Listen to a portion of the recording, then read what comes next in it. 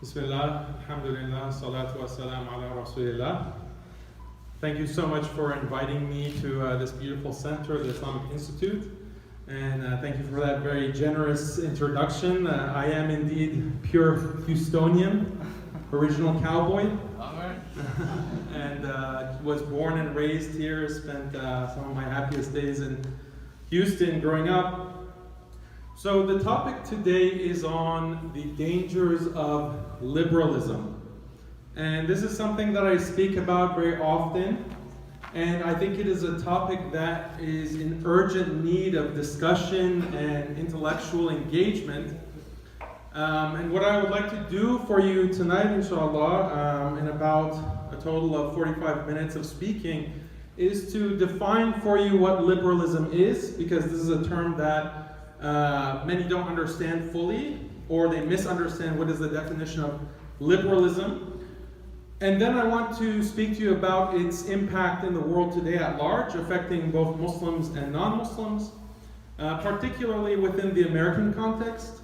And then I want to share with you the dangers of liberalism and give you 4 concrete areas of impact, negative impact of liberal thought. And overall, I'm not going to present solutions in this short 45 minutes. I want us first to understand the scope of the problem and what is at stake. Okay, because if we don't understand that first and foremost, then we won't be motivated as a community, as individuals, to pursue solutions and to pursue a way to solve these issues that, again, not only impact Muslims, but impact all of humanity. And I think Muslims are in a unique position where we can offer solutions that come from our faith, that come from Islam, and we can be an inspiration, and we can provide inspirational solutions that others around the world can also see and learn from and be inspired by. So let me start off by noting 3 seemingly disparate phenomena. Okay, 3 seemingly disparate phenomena that affects Muslims primarily. The first one is, why do we see so many Muslim youth leaving Islam? Why do we see so many Muslim youth leaving Islam, becoming dissatisfied with Islam? And this is something that I'm sure many of you have had experience with family members or maybe even children. This is a very big phenomenon that is affecting the Muslim community. We have youth who are finding Islam and religion in general irrelevant. Okay? And the statistics show that out of every 4 young people that is raised as Muslim, 1 of those 4 ends up leaving Islam. Okay, so that's 25% of those who are raised as Muslims their whole lives. Their parents are Muslims, they're raised as Muslims. 25% end up leaving Islam.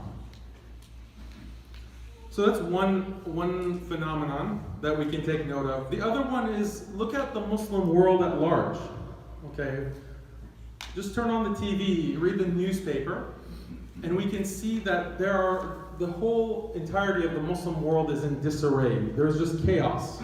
Okay, many Muslim countries are facing political turmoil, they're facing social turmoil, and this can also be very depressing. Okay, sometimes we just have to turn off the TV, not read the newspaper, if we don't want to be impacted by all of the sadness and chaos that we are seeing within our own Muslim societies.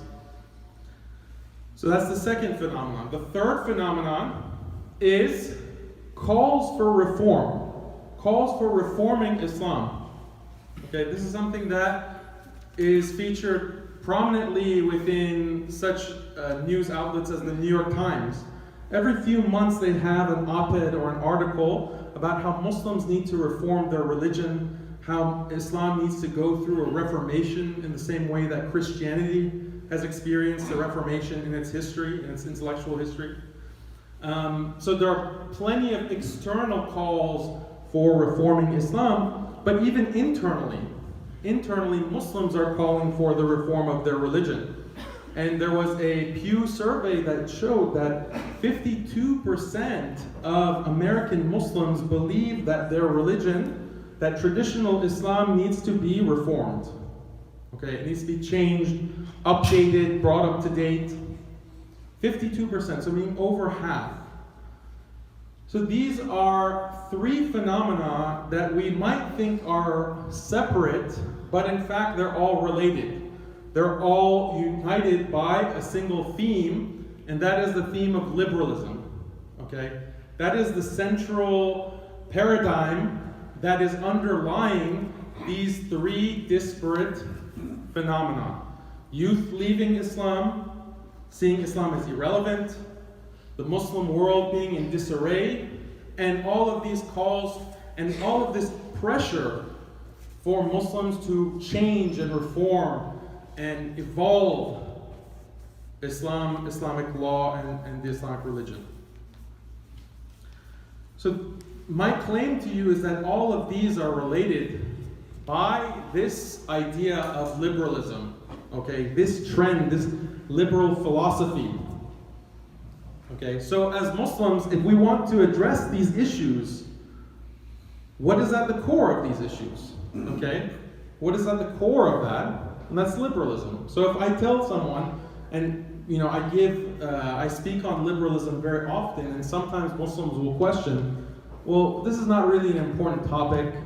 You're being very nitpicky. Why are you putting all of this pressure or all of this attention on this subject of liberalism? It's not very critical given our circumstances.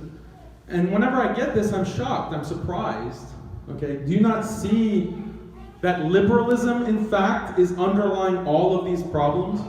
Don't you understand and recognize that it's liberalism that has caused so much chaos and turmoil for the Muslim mind, for the Muslim family, for the Muslim society, past and present? So I'm shocked when I find apathy amongst Muslims that I speak to. So, these three phenomena that I mentioned to you, I'll justify, okay, why is it liberalism that is underlying all of these? But first we have to define what liberalism is. Okay? So when I speak of liberalism, I don't mean liberalism as political philosophy, okay, or the politics of liberal and conservative, left and right. That's not what I'm referring to when I speak of liberalism. I'm speaking of philosophical liberalism. Liberalism with a capital L, okay? So this liberalism with a capital L is a huge umbrella that encompasses many smaller ideologies, okay? And left and right within American politics or politics in general in the West all fall under this larger umbrella of philosophical capital L liberalism. Okay, so what is this philosophical liberalism? It began with 18th and 19th century British and French philosophers who theorized that the purpose of life and the purpose of all just politics and the purpose of all just moral systems is to maximize liberty and freedom. Okay? Let me repeat that. The purpose of life is to maximize personal liberty and freedom. Okay? So if you have a political philosophy or a moral philosophy, if it maximizes freedom, then that's good. We would call that just. That's justice. Whereas if it decreases, if you have a specific philosophy, political program or moral program that decreases liberty, decreases freedom, then that's unjust, that's evil. Okay, and we need to strive as a human civilization to get rid of any kind of moral program or political program that decreases personal liberty and freedom. Okay, so, such as, for example, religion. Okay, so these 18th and 19th century British and French philosophers had a personal animus against religion, especially traditional religion. And so John Locke, if you've read about John Locke in college or even in high school, Thomas Hobbes, Jeremy Bentham, Voltaire, Montesquieu, Condorcet, these are just a few. Okay, Thomas Jefferson, the founding fathers of America, were also liberals, philosophical liberals. Okay, meaning they all subscribe to this idea of personal liberty and freedom being the highest ideal for which we should all strive.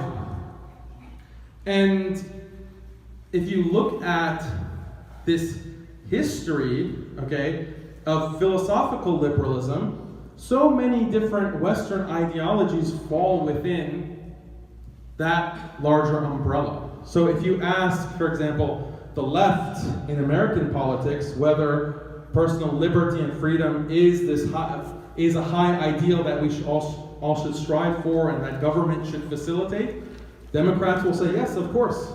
Okay? If you ask the right, if you ask Donald Trump, if you ask Republicans in general, they'll agree as well. They'll agree that liberty and freedom is this highest ideal. This is what the country was founded on, and in fact they'll claim that Western civilization was founded on this principle. Okay, so they're not going to disagree, the left or the right. Their only disagreement is how that personal liberty can be achieved. Okay, and so many examples can be given. For example, gun rights. The right says that having the right to bear arms is what is necessary for maximizing a person's liberty, and the left, Democrats, will argue that no, we need to highly regulate arms because that is decreasing from personal liberty and safety, etc., etc. But they don't disagree on the value and the importance of liberty and freedom and so on and so forth. Okay, so just based on that example, we can see, the beginnings of a critique of liberalism, because we can say, okay, well, how do we define freedom? How do we define liberty? Okay, is it something that can be made concrete and defined in a very specific way, or is it just endlessly open to interpretation? Is it endlessly vacuous, such that anyone can put in their interpretation of what is freedom, what is liberty? After all, if you look at Ikhwan al-Muslimin, the Muslim Brotherhood in Egypt, the official name of their party is the Freedom and Justice Party, right? Even they claim to be striving for freedom. Or if you look at in Iran, the revolution, the religious revolution, in 1979, what Ayatollah Khomeini was advocating was azadi. Azadi meaning freedom. Okay, so even within modern Muslim movements, we see this call to freedom and liberty, and even Muslims have tried to use the language of liberalism to justify their own programs. And it's not like they're using the word freedom ironically. No, they believe that through the implementation of an Islamic program, that true human freedom and liberty can be attained. Okay? So how is it possible, using this same expression of liberty and freedom, it can be claimed by Donald Trump on one side and Ayatollah Khomeini on the other? Right? They're still using the same term. That just shows us how empty and contentless this term really is, and it can be filled with whatever you want to put into it. But that's just, beginning of a critique, and as I mentioned at the beginning, the point of this talk is not to give you that kind of full critique, it's only to make you aware of the larger problem and how Muslims should understand it.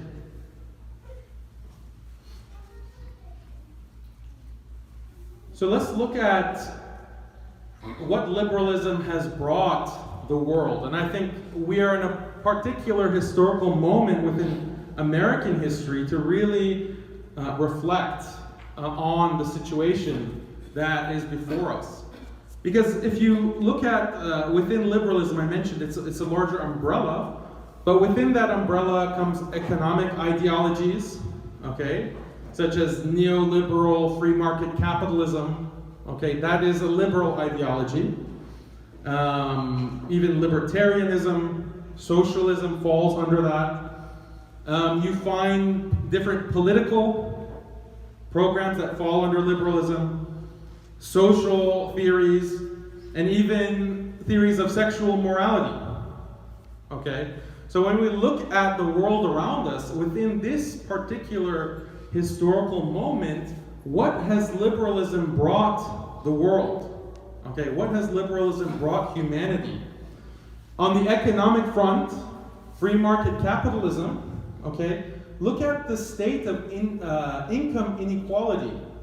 Look at the state of the 1% of the population owning over 50% of the world's wealth. Okay, look at the gap between rich and poor that continues to increase year by year by year.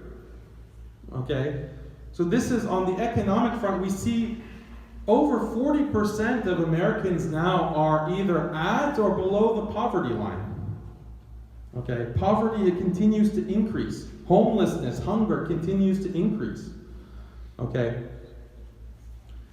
consider the political. Okay, within political liberalism, the value of democracy, this absolute value of majoritarian rule. Okay, what has that resulted in within America? Well, look who's in the White House. Okay, the worst of people is now ruling over everyone else. Okay, and you know, Donald Trump is an easy target, right? But even prior to Donald Trump, look at the amount of corruption within Washington politics. Look at the amount of inside dealing going on within the swamp of Washington, D.C. Okay, so we can't blame it all on Trump. You know, Trump is the product of a political environment, right? So what does that say, if we reflect on that, what does that say about democratic ideals? Okay, democracy as a political program, as a political ideal. Look at the realm of sexuality. Okay, the sexual revolution of the 1960s. Okay, where sexual autonomy and the right to sexual expression was prioritized and highlighted and championed. Right? This was the sexual revolution. What is going on today all around us? What's the big controversy? Okay, Me Too. Sexual harassment. Okay? To such an extent that within the workplace, men are saying, I can no longer feel safe when I have female colleagues because I'm worried that I might be accused of sexual harassment, or what I had always thought was just my right for sexual expression is now considered sexual assault and abuse. Okay? So there's a great deal of confusion, and even amongst liberal thinkers, feminist thinkers, there's no consensus, there's no agreement on, okay, well, what is this ideal of sexual autonomy? We thought it meant one thing, but it has led to this disaster, all this chaos that we're now dealing with. It has led to an environment where predators can take advantage of women.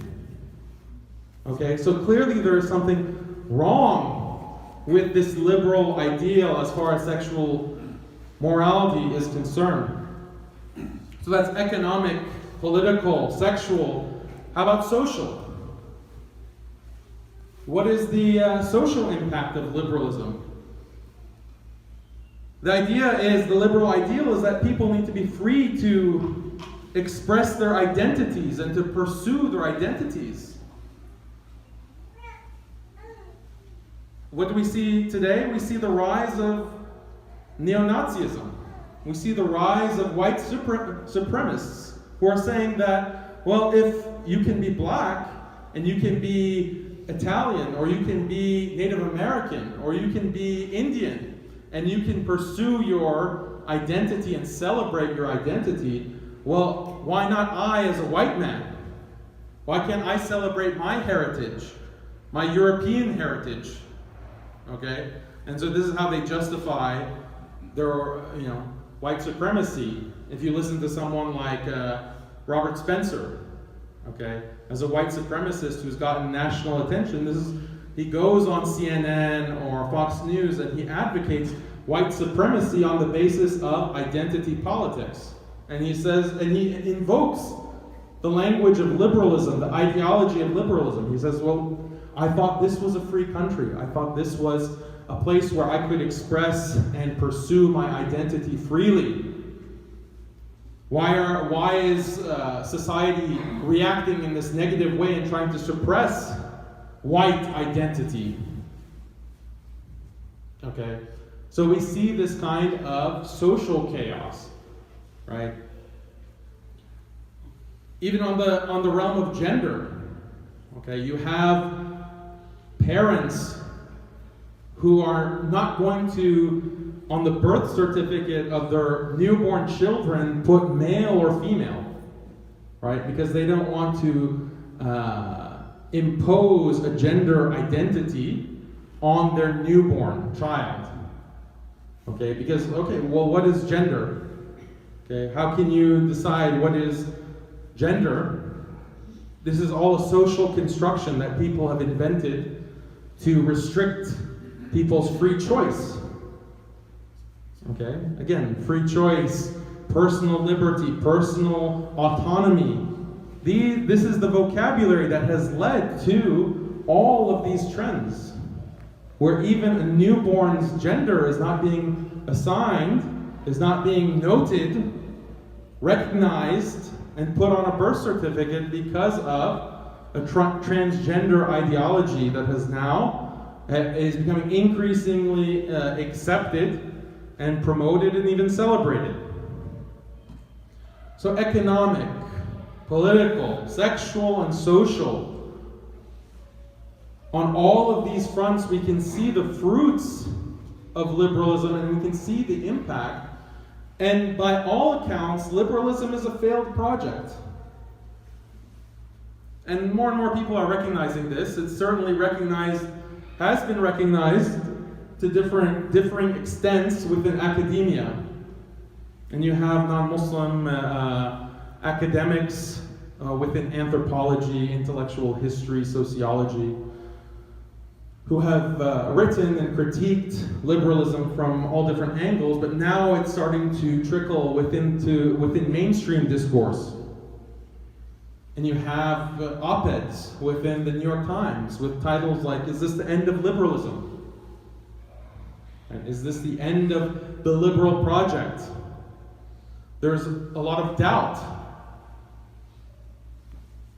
with America's leading intellectuals on whether liberalism is really something that is going to sustain or is going to deliver on its promise. Okay? So if this is the state of our American context and even the world context, where even non-Muslims are questioning liberalism and wondering, okay, is this really, we thought it was a dream, but really it's a nightmare. If we see that happening all around us, and as Muslims, shouldn't alarm bells go off? Shouldn't we recognize that, okay, wow, we see the impact on everyone else, where we're also everyone else. We're part of this society. We're part of this world community. What's the impact to us? How are we going to protect ourselves, our community, our children from this nightmare? Because we're not immune. Okay? There's not a magic immunity that we have just by virtue of being Muslim. We can't be naive about what's happening around us. So let me make it more specific. Okay, let me make it more specific to Muslims, and I want to mention the impact of liberalism on 4 different levels. Okay, I want to show how liberalism attacks Islamic theology, and then how liberalism attacks the Muslim individual, the Muslim psyche, and then how liberalism attacks the Muslim family. Okay, arguably the building block of Muslim society. So how does liberalism attack Muslim society as a whole? Okay, and I want to dissect this for you, and then I'll leave it at that, and we can go to Q&A. So theology, again, let's reiterate. Liberalism claims that the highest ideal, the purpose of life, the purpose of all morality and human existence is the pursuit of freedom and liberty. Islam tells us to submission to Allah and to His religion. Okay? So this is just surface level, but even on the surface level we see conflict right off the bat. Okay? And when we look at the details of Islamic law, we recognize that, okay, it's law. Just like there's any moral system, any legal system has do's and don'ts. Okay? Everyone's rights are restricted by what God commands. This is something that liberalism rejects. If God is telling you do's and don'ts, He's restricting you. He is taking away from your personal autonomy and liberty. Okay? So we'll come back to this, but you can see immediately there is a very clear conflict, okay, on its face between liberalism and Islam. And we'll dissect that a little bit more. But another huge underpinning of the liberal project is this idea of progress. That human civilization is progressing. As people gain more liberties and more freedoms and more rights, seemingly so, that human civilization is advancing and progressing. And this is completely contradictory to the Islamic understanding of history. Our understanding is that the best, morally and spiritually, best generation was the generation of the Prophet, peace be upon him.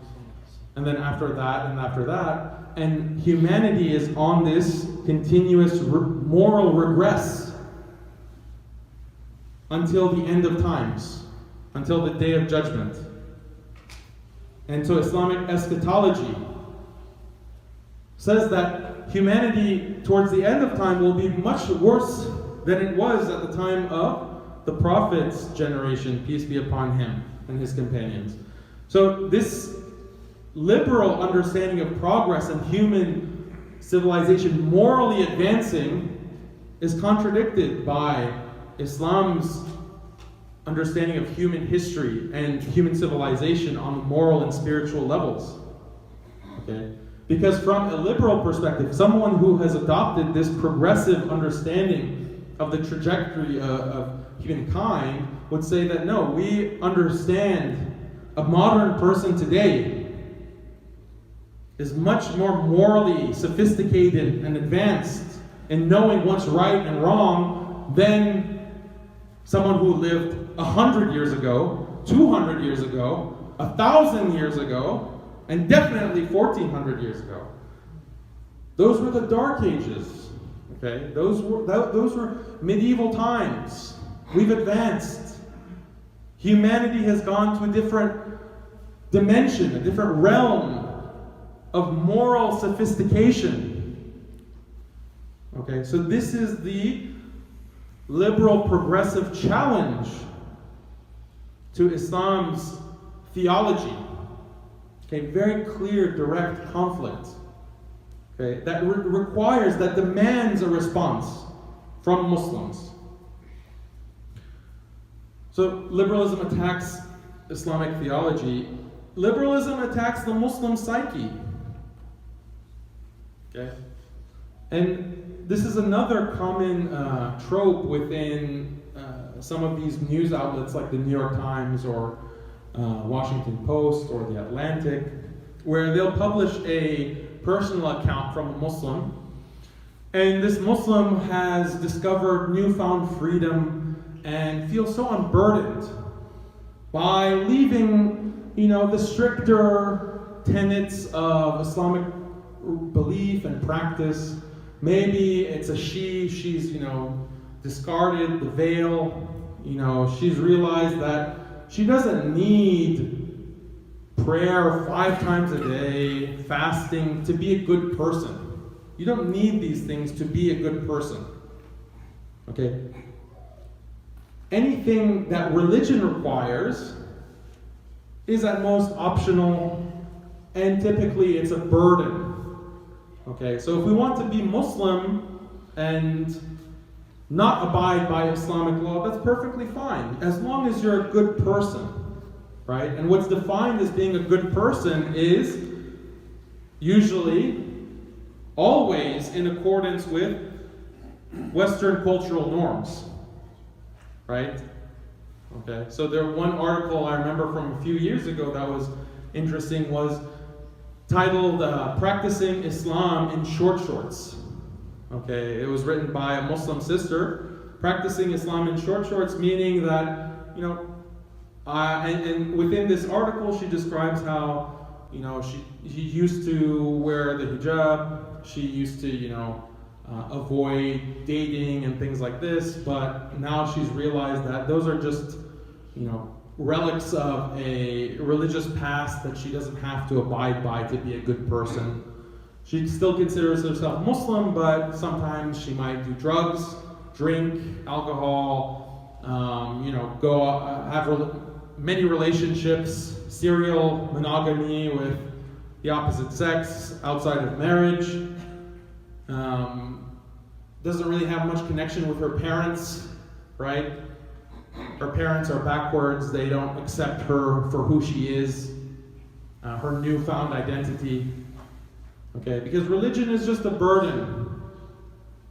The requirements of religion are just holding you back like chains. They're chaining you. So this is very common, and that was just one example, but just the other week, I was talking to a young Muslim in college. Okay, he was a junior at a very prestigious university, and he had grown up, he had gone to religious school. Okay, and his parents were very proud of him, very intelligent. He would lead his parents in prayer. He would fast and pray, and by all accounts, a very exemplary Muslim young man. And then he went to college, and even after years of practicing and memorizing Quran, just found it irrelevant. Islam is just irrelevant. Okay? It doesn't speak to what it means to be a human being and to be a successful human being. You can be a good person, you can be a successful person. You don't need Islam for that. You don't need religion for that. Okay? And it's interesting, the first thing to note is that, our youth have no problem abiding by all kinds of other norms and requirements of society. Okay, it's not easy being a young person in this country, okay, in terms of abiding by fashion, all kinds of requirements for being fashionable, how to dress, what kind of clothes you wear, what kind of shoes you wear, what kind of technology you have. Okay, if you have the latest technology, these are all burdens. Okay, these are all things that require you to pay attention and to mold yourself into a person who abides by these kinds of standards of living. But they're not experienced as burdens. They're not experienced as restrictions, even though they're much more onerous, much more difficult to comply with than simple religious requirements. Okay? Tattooing, right? Do you have a nice tattoo? Okay, you literally have to stab yourself with ink. This is what's in fashion, right? But no, our youth don't consider that to be burdensome. They don't consider that to be restricting their liberty, restricting their autonomy, that they have to abide by the dictates of what society says is fashionable or not. How to wear your hair. Okay, a great burden for both young men and young women. Okay, how you style your hair. These are all restrictions.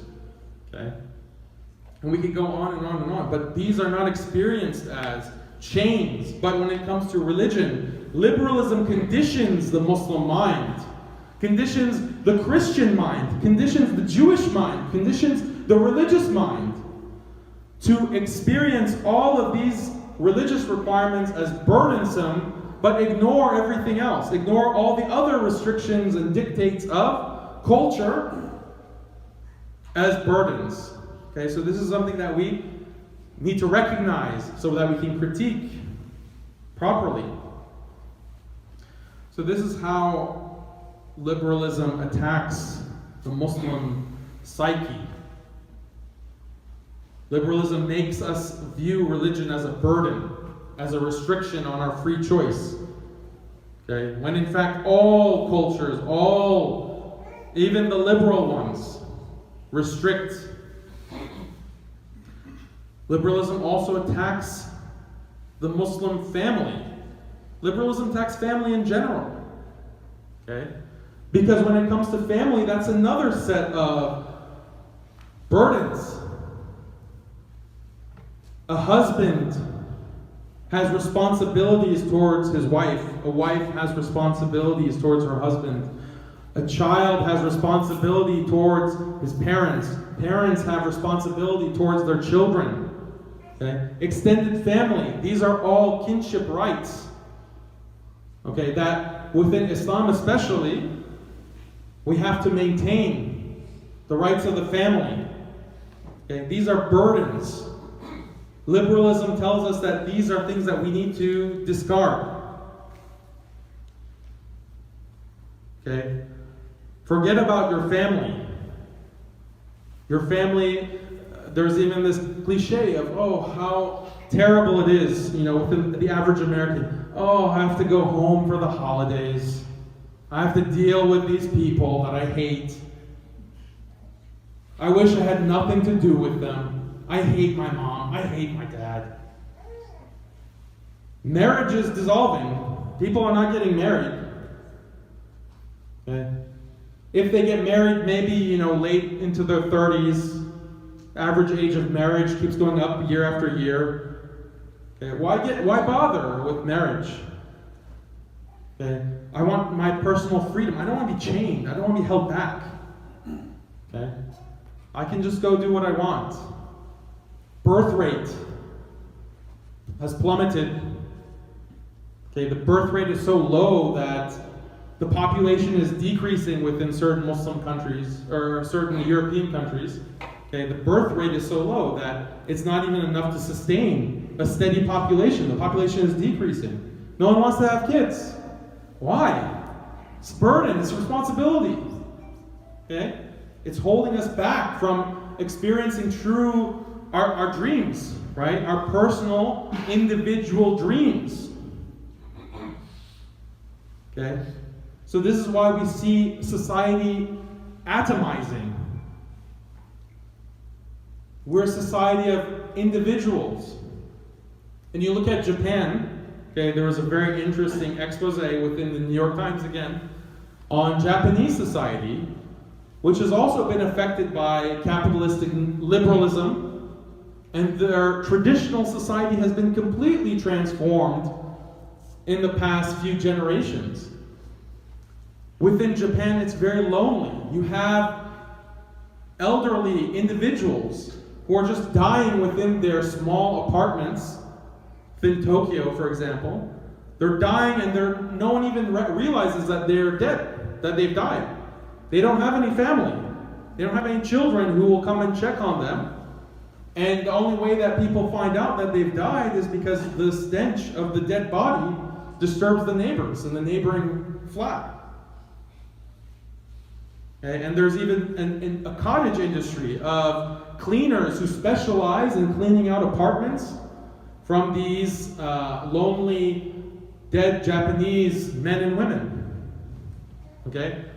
They led the ideal life in terms of career success. But what did that result in without family? Just a lonely death. And it's not just Japan. Okay? In the US as well. Loneliness is something that is an epidemic that is affecting everyone. So why is that? Why do we find this? It's because of this attack on the family. And what does society teach us? What does liberal culture teach us? That your true family is not your blood relation. Your true family is your corporate family, right? Your true family is your corporate family or your friends, okay? Because you can choose your friends.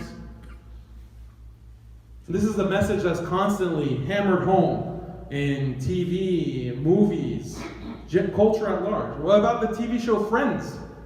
Okay, Friends, that's the name of it. Your true family are the people you choose to be with. Okay, at most, your blood relations are a burden that you need to put behind you and get rid of. Right? And again, Muslims are not immune from this trend. Okay, Muslims are not immune from this trend. And it's very different. Okay, let's look at Muslims historically, okay, and even within our own cultures. Okay, I'm Persian.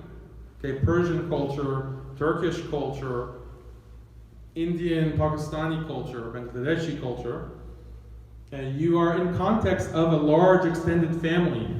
You spend time with your family. Most of your time growing up is spent within a family context. Okay? That's how you grow up. You're not raised by just your parents. You're raised by your family, your aunts, your uncles, your cousins. Okay? Large families. The average number of children a Muslim couple has over three or more within the Muslim world. Okay, and you all, I'm sure, have had experience with this, or you come from large families yourself. Okay, there are expectations and responsibilities. Yes, those are responsibilities, but they also pay dividends. Okay, later in life, no one dies alone. Okay, you grow old with your children. You grow old with your family. Everyone lives close together, enjoying each other's company. Okay, and I'm not idealizing. This is a lived reality. This is a lived reality that even I've experienced. I'm sure you've experienced this. But it's just the opposite within the liberal society. Within the liberal structured society, no. What's most important is pursuing your personal freedom. And if you want to pursue your personal freedom, you have to have a successful career. And if you want to have a successful career, you can't be limited to your immediate locale with your family. No, you need to go to a different state, different city. Just pursue the dollar. Whoever's going to pay you the biggest paycheck, right? And I'm not saying myself. I left Houston. I went to college in Boston. Okay, so I'm a product of that too. But we have to reflect. Okay, what is being given up? Okay. What is lost when we adopt that kind of lifestyle? Okay, even myself, I've been all over the country pursuing my own career, and that's come at a cost. And this is part of the reason why we need to reflect. Okay, and how society, in the way it's structured today, liberal society, affects and attacks and undermines the family and the Muslim family in particular. And finally, let's look at how liberalism attacks Muslim society. How liberalism has attacked the Muslim world. And this is very clear history. If you've studied colonialism, decolonial studies within academia, you're well aware of how it was liberal thinkers, 18th and 19th century liberal thinkers, who used liberalism as a tool to colonize, okay, as a tool to control and take over power of Muslims, not only Muslims, but also Native Americans, the Aboriginals in Australia, the Chinese, the Indians. Okay? Liberalism was a tool in order to further the colonial project, okay, in the past. How was this possible? Okay, when you read the most famous liberal philosophers, John Stuart Mill, okay, he has a book on liberty.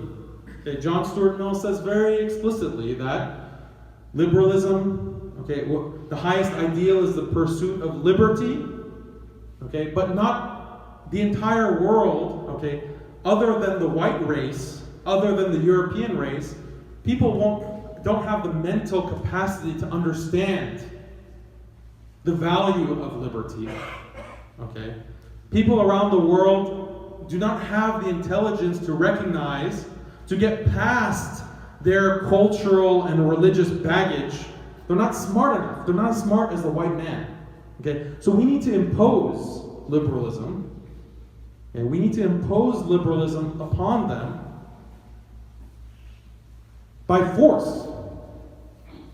Okay? So this is explicit in the writing of John Stuart Mill. But not just him. John Locke, Jeremy Bentham, Montesquieu, Condorcet, all of these thinkers, the founders of liberal philosophy, were very clear that liberalism is a civilizing mission. We need to civilize the world and bring them to the light of reason. Okay? And of course, they had their own economic interests as well, because these were all slave owners. Or they had a big stake within the transatlantic slave trade and imperial projects across the globe. Okay? On the one hand, they're waxing poetic about the virtues of freedom and liberty, and on the other hand, they're profiting from imposing imperial hegemony across the globe. Okay, and so, I mean, within decolonial studies, this irony has been written about at length. And so I won't belabor the point. But let's look at specific context. Let's look at Egypt and colonialism that happened within Egypt. And you had a certain British governor who was charged with controlling Egypt and setting up imperial power in Egypt. His name was Lord Cromer. Okay? And Lord Cromer was very explicit about his project and his agenda. He said that, look, if we go to Muslims and we tell them, abandon Islam and accept European British law, they will reject that. And in fact, they will fight against us. Okay, so we can't go directly to them and tell them, abandon your faith, because they won't accept it. Rather, we should tell them to reform Islam. Okay, reform Islam, because who can deny the value of liberty? Who can deny the value of personal freedom and choice? Okay, the unsuspecting person, the unsuspecting Muslim, how can you deny that? So just reform your religion. Just reform it. And in fact, we'll take the most wealthy Muslims, Egyptian Muslims, and we'll take them back to British universities, French universities, and we'll teach them our culture. We'll teach them how to think the right thoughts, how to say the right things, how to be true liberals, and then we'll send them back to Egypt, and we'll put them in the highest governmental positions within Egyptian society. And they'll still be Muslims, but they'll be reformed Muslims. They'll be de-Muslimized Muslims. And this is a term that Lord Cromer uses. Okay? And this is how we can affect and change a deeply religious society with Muslims who take God's law as their personal imperative. Okay? And we can slowly change them so that they accept that, okay, religion is something at most, what you practice on Sunday or you practice on Friday. Okay, but otherwise you abide by European law, you abide by European cultural values. This is how you can become a true reformed Muslim and join the civilized world. Okay, this is what was told to Muslims, not only in Egypt, in Turkey. Okay, Ataturk. Look at what Ataturk was saying. We need to join the civilized world. What is holding us back is religion. We need to defund all of the religious schools.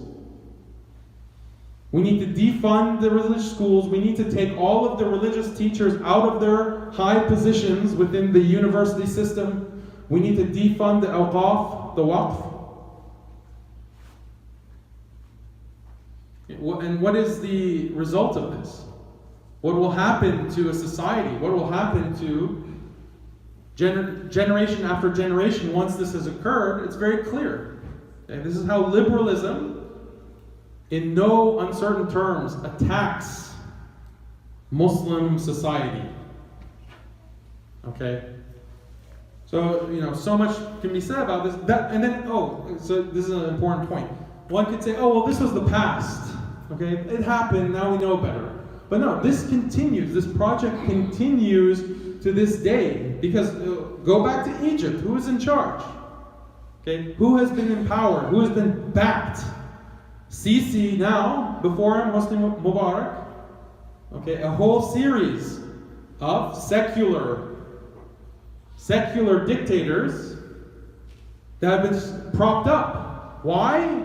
Because they're able to separate religion from state power and keep the Islamists in check and make sure Islam doesn't affect and undermine the secular law. Okay, the secular values of the country. So these dictators are kept there by Western powers on purpose. This is not a coincidence, right? This is a continuation of the imperial program. Look at what's happening in Saudi Arabia, right? And we don't necessarily have to endorse everything that was happening in Saudi in the past, but what's happening now is even worse, right? The Crown Prince has defunded and undermined so much of the religious scholarship and scholarly class within that country, right? And is affecting all of these liberal reforms in the name of moderate Islam. Okay, moderate Islam is the same as reformed Islam is the same as liberal Islam. Right? So this project is continuing up to this very moment. So this is how liberalism undermines and attacks Islamic theology, attacks the Muslim individual, the Muslim psyche, attacks the Muslim family, and ultimately attacks Muslim society and the Muslim world. Okay? Very clear. So we have to recognize that this is happening, and we should feel like we're being attacked. Okay? We can't just go through life not reflecting on the impact of this. And if you haven't felt the impact in your own personal life, then guaranteed family. You have family that has been impacted directly. And if you don't have family, then you can see the impact to society. You can see the impact to our homelands, our countries. And if you can't see that, at least recognize what's happening around us within this context. Okay, it's very clear and unequivocal. So how do we address this? I don't want to keep you here for another 5 hours and launch a critique of liberal thought. But it has been critiqued at length within Western academia even. And my call to the Muslim community, especially within the US and Europe, is that we have a responsibility. Okay? This threat of liberalism is not something new. The colonial project is over 200 years old. Okay, so this is not something new. We need to get our act together. And it's not purely a spiritual issue. Okay, spirituality is certainly, without a doubt, part of the problem. But it's also an intellectual issue. Okay, we have to be able to launch an intellectual critique, intellectual deconstruction, and this is not something that our faith tradition, the Islamic tradition, is unfamiliar with. Okay? This is not the first time an ideology, a philosophy, okay, has been introduced and has attacked Islam. Okay? We have a long history of scholarship that has addressed other such attacks in our history. Okay, when it comes to Aristotelianism, Platonism, and so forth. Okay, Greek philosophy. So what is our response to this new challenge? Okay, new in the sense of our entire 1400-year history.